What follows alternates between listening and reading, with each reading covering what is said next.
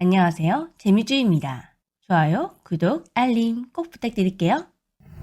12월 24일 설레이는 크리스마스를 하루 앞둔 크리스마스 이브. 이날 BBC에서 크리스마스 특집 기사 하나가 보도되었는데요. 기사에는 수십 년 전 크리스마스에 일어났던 기적이 소개되어 있었습니다. 그런데 그 기적이 일어났던 장소가 놀랍게도 우리 한국이었습니다. 한국에서 일어났던 크리스마스의 기적, 크리스마스를 하루 앞둔 오늘 재미주의와 알아보겠습니다. 2019년 12월 24일 크리스마스 이브, BBC에서 보도된 크리스마스 특집 기사. 기사는 6.25 전쟁 중 흥남부두 철수 작전에 대한 내용이 적혀 있었는데요. 크리스마스 특집 기사인데 전쟁에 대한 이야기라니 좀 안 어울린다는 생각이 들죠? 왜 이런 기사를 쓴 것일까 봤더니 BBC가 소개한 흥남부두 작전 기사에는 한국인들도 잘 몰랐던 기적이 담겨 있었습니다. 1950년 11월 말 북한군을 밀어내고 38선을 돌파해 북진에 성공한 유엔군. 그대로 압록강까지 진격해 나갔는데요. 전쟁이 끝날 것이라는 희망이 피어오르던 순간 절망이 찾아왔습니다. 중공군이 개입한 것입니다. 압도적인 병력으로 밀고 내려오는 중공군에게 서부 전선이 괴멸 수준으로 패배하자 이대로는 위험하다고 판단한 유엔이 북진하던 미군에게 다급히 동부 전선에서 후퇴하라는 명령을 내렸습니다. 하지만 이미 함흥에서 흥남 일대를 제외한 함경도 전역이 중공군의 손에 넘어가며 육로로 빠져나갈 수 있는 회로가 없었습니다. 탈출로는 오로지 바다밖에 없었는데요. 유엔군 사령부가 흥남항을 중심으로 방어선을 설정하고 동해에 있던 미 해군의 도움을 받으며 약 10만여 명의 유엔군과 한국군은 빠르게 해상철수를 준비했습니다. 1950년 12월 말 흥남항에 100여 척의 수송선이 도착했고 호텔을 준비하고 있던 10만여 명의 병력과 수십만 톤의 물자와 무기들이 빠르게 배에 실렸습니다. 그런데 이때 예상치 못한 일이 발생했습니다. 엄청난 수의 피난민들이 흥남부두로 몰려든 것인데요. 그 수가 거의 10만 명에 달했습니다. 피난민들은 군인들이 배로 테러한다는 소식을 듣자 살기 위해 부두로 달려온 것이었는데요. 중공군 때문에 군인들이 육로로 퇴로할 수가 없었듯이 피난민들 역시 육로로 피난 갈 수가 없었던 것입니다. 이대로 흥남에 남겨지게 되면 피난민들에게는 죽음뿐이었습니다. 이 사실을 알게 된 한국군 지휘관들은 수송선에 피난민을 태워줄 것을 부탁했습니다. 하지만 미군은 피난민을 태우는 걸 꺼려했는데요. 일단 철수 작전에 피난민 대피는 포함되어 있지 않았고 피난민을 태우느라 시간이 지체되면 군인들의 희생이 늘 수도 있었고 지금 있는 병력과 수많은 장비, 물자를 챙기기에도 수송선이 부족한 사항이었기 때문입니다. 결정적으로 미군이 망설인 이유는 피난민들 사이에 스파이가 침투해 있을 가능성이 있었기 때문인데요. 실제로 6.25 전쟁 중 피난민들 가정에 방어지 내부로 들어오는 스파이들이 꽤 있었다고 합니다. 미군은 최악의 시나리오를 피하려고 했던 것입니다. 하지만 한국군 지휘관들은 피난민을 버리고 가느니 우리가 걸어서 후퇴하겠다며 끈질기게 설득했습니다.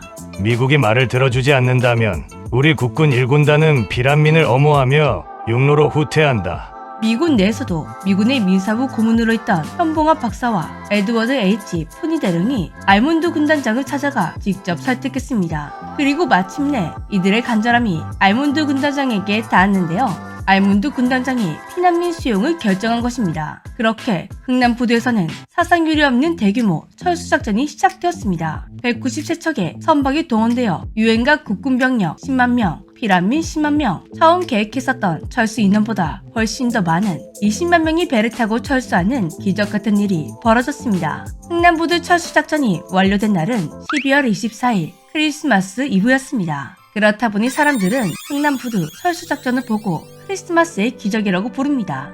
그리고 흥남부두 철수작전에 투입된 메러디스 빅토리오는 단위 선박으로 가장 많은 사람을 구조한 배로 인정받아 기적의 배라 불리며 기네스북에 등재되었습니다. 메러디스 빅토리오는 원래 정원이 60명밖에 되지 않습니다. 사람이 타는 선박이 아니라 물자를 나르는 선박이기 때문인데요. 메러디스 빅토리오는 일본에서 항공유를 잔뜩 싣고 오던 중 철수 작전에 배가 부족해 갑자기 투입된 배였습니다. 원래는 위험한 항공유가 실려있다 보니 무기와 물자만 싣고 떠날 예정이었는데요. 하지만 군인들이 피난민을 수용하기로 했다는 소식을 듣고 메러디스 빅토리오의 선장은 망설임 없이 그곳에 있는 피난민들을 배에 태우기 시작했습니다. 원래 배의 정원이 60명, 이미 배에 타고 있는 선원들이 47명, 사실상 13명만 더 탈 수 있는 배였는데요. 하지만 이 배에는 무려 24,000여 명의 피란민과 17명의 육군이 탑승했다고 합니다. 그들은 기껏 실어두었던 무기와 물자들을 모두 보드에 내리고 최대한 많은 인원들을 배에 실었던 것입니다. 정원에 약 230배가 넘는 인원을 태웠지만 놀랍게도 배는 가라앉지 않고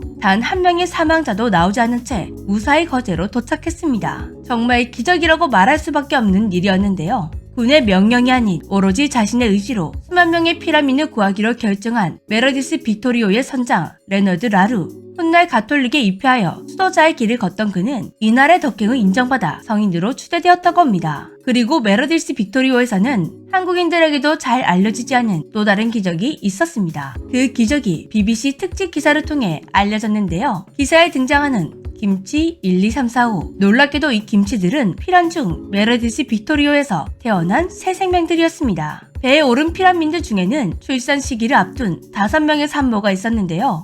그런데 갑자기 산모들에게 산통이 시작되었습니다. 목적지까지 도착하려면 한참 남았는데 말이죠. 24,000여 명으로 가득 차 제대로 설 수 있는 공간도 없고 극심한 추위가 몰아치고 있는 배 위에서 출산이라니 정말 최악의 상황이었는데요. 거기다가 메르디스 빅토리오에는 출산에 필요한 의료도구도 없었습니다. 그래도 모두가 힘을 모아 출산을 도왔는데요.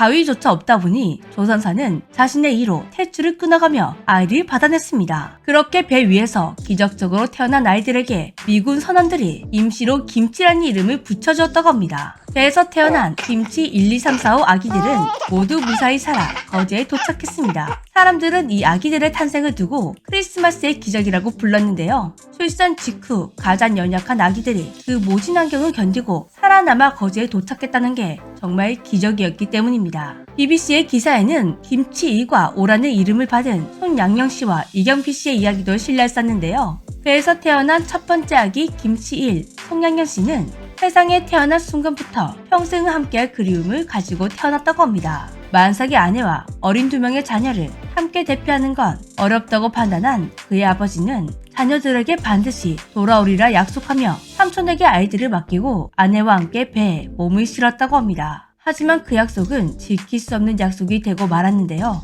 지금도 송양영 씨는 그 형들을 그리워하며 통일을 염원하고 있습니다. 배에서 마지막으로 태어난 김치호 이경필 씨는 현재 거제에서 수의사로 활동하며 후대가 흥남철수를 잊지 않도록 알리는 역할을 하고 있는데요. 처음에 그는 자신을 김치라고 부르는 것이 너무 싫었다고 합니다. 하지만 이제는 그 이름을 지어준 이름 모를 미국 선원에게 항상 감사함을 생각한다고 합니다. BBC가 준비한 기사에는 크리스마스의 기적뿐만 아니라 한국이 겪어야만 했던 고통과 슬픔이 함께 녹여져 있었습니다. 그래서인지 이 기사를 준비한 BBC의 기사는 기사 초입부에 손수건을 준비하라는 말을 남기기도 했는데요. 크리스마스 이브 하면 그냥 설레기만 하는 하루였지만 이제는 한국에서 일어난 기적과 슬픔을 기억해보는 것도 좋을 것 같습니다. 지금까지 재미쥐였습니다. 안녕.